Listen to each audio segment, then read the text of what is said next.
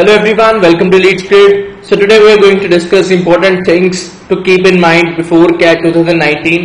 क्या क्या चीजें हैं जो तुम्हारे ध्यान में होनी चाहिए। बहुत सारे स्टूडेंट्स ऐसे हैं जो बिल्कुल इस स्टेज भी अपनी प्रिपरेशन स्टार्ट कर रहे हैं। मोस्टली स्टूडेंट्स जिनका कॉलेज अभी एंड हो रहा होगा वो अपनी प्रिपरेशन स्टार्ट कर रहे हैं, और दूसरे स्टूडेंट्स जो लास्ट ईयर जिन्होंने प्रिपेयर किया था ऑलरेडी, जो अपने कॉलेजेस के रिजल्ट्स का वेट कर रहे थे, जिनका इस ईयर कहीं अच्छे कॉलेज में नहीं हुआ है, वो फिर से दोबारा प्रिपरेशन करना स्टार्ट कर रहे हैं। सो क्या क्या तुम्हें चीजें ध्यान में रखनी है और क्या क्या इश्यूज तुम फेस कर सकते हो, उन सारी चीजों को मैं इस वीडियो में डिस्कस करने वाला हूँ। क्या आप इस टाइम पे स्टार्ट करके 99+ को टारगेट कर सकते हो?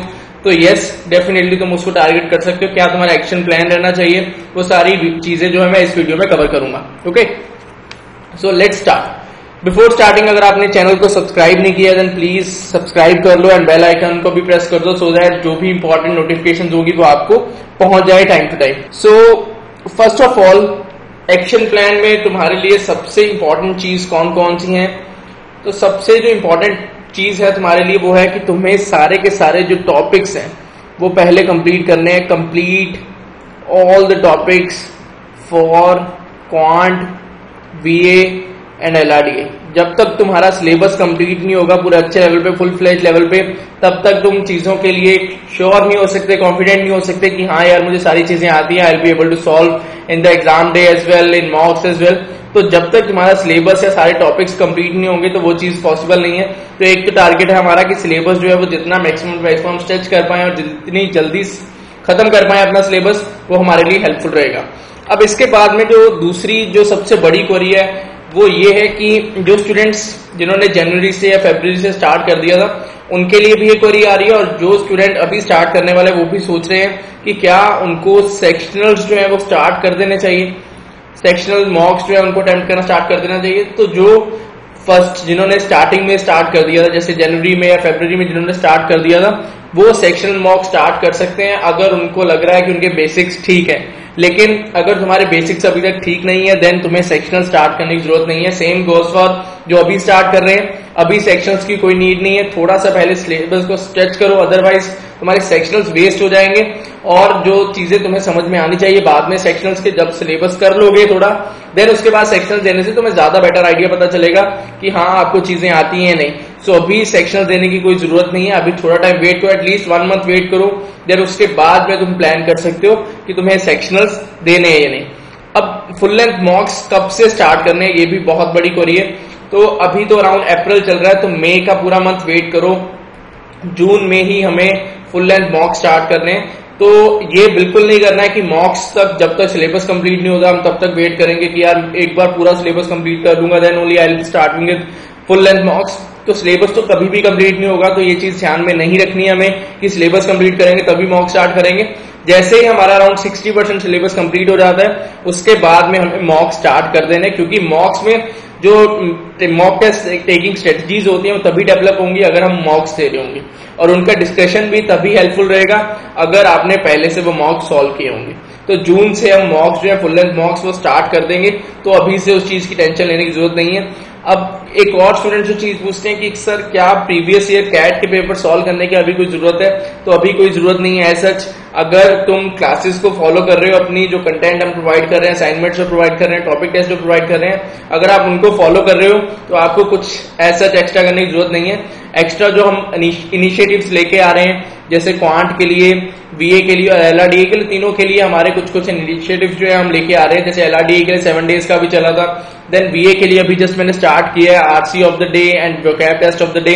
तो वो दो, क्वांट के लिए जो है सेपरेटली वीडियोस पोस्ट हो रही है यूट्यूब पे, उनको साथ साथ में चेक करते रहो सो दैट आपकी लर्निंग होती रहे। एज सच तुम्हें कुछ अलग से पास्ट ईयर पेपर से कुछ करने की जरूरत नहीं है।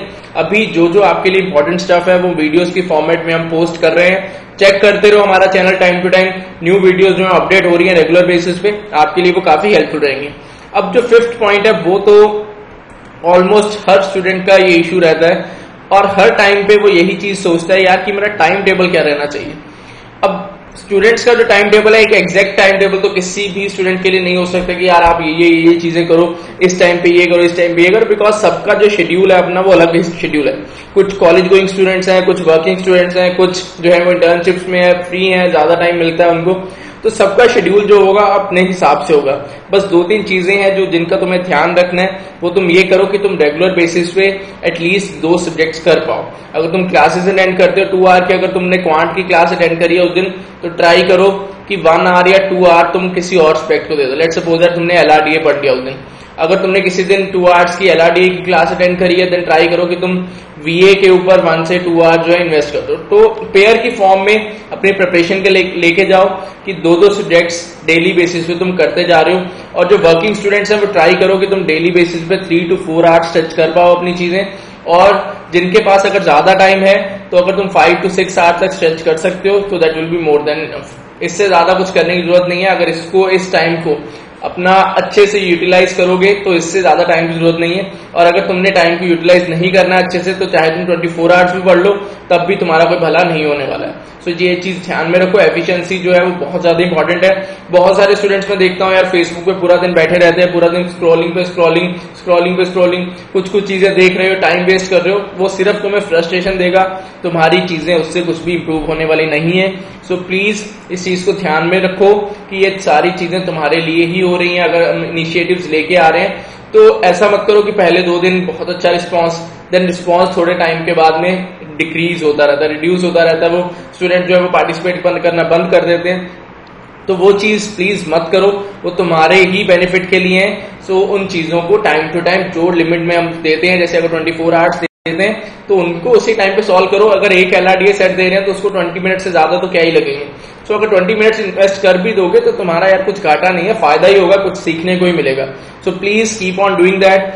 अब जो स्टूडेंट्स अभी से प्रिपरेशन स्टार्ट कर रहे हैं उनके लिए क्या क्या हमारा अप्रोच हो सकता है, किस तरह से वो अप्रोच कर सकते हैं अपने सिलेबस कंप्लीशन के लिए। सो हमारे पास जो इफेक्टिवली मंथ बचते हैं वो अप्रैल, मई, जून, जुलाई एंड अगस्त।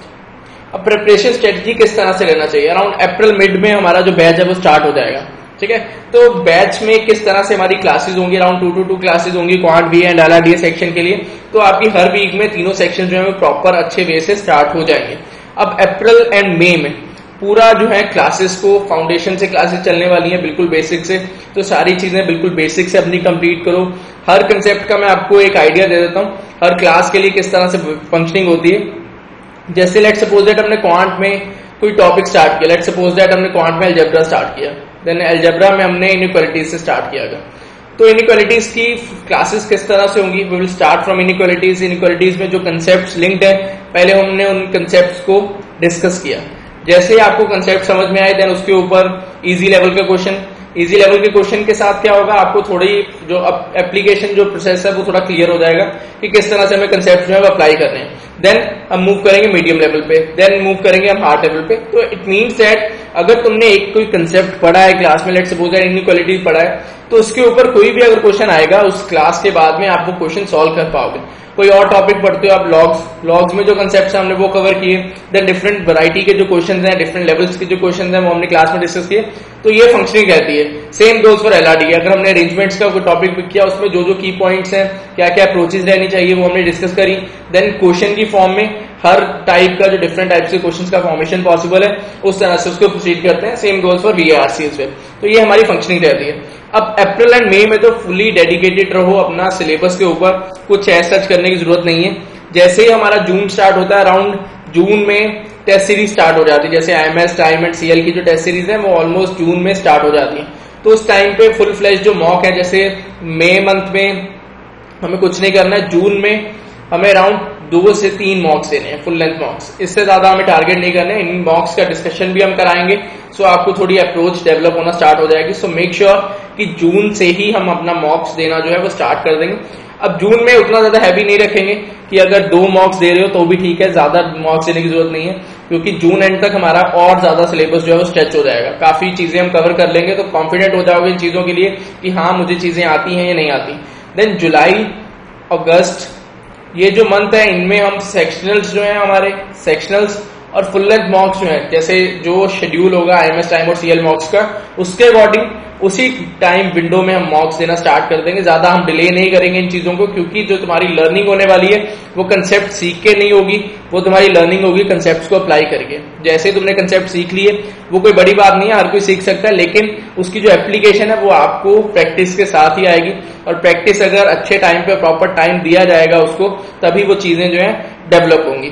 ठीक है, अब इसके बाद में अगस्त के बाद में क्या होगा, अगस्त एंड तक हमारा जो सेकंड बैच का जो सिलेबस होगा वो ऑलमोस्ट कंप्लीट हो जाएगा।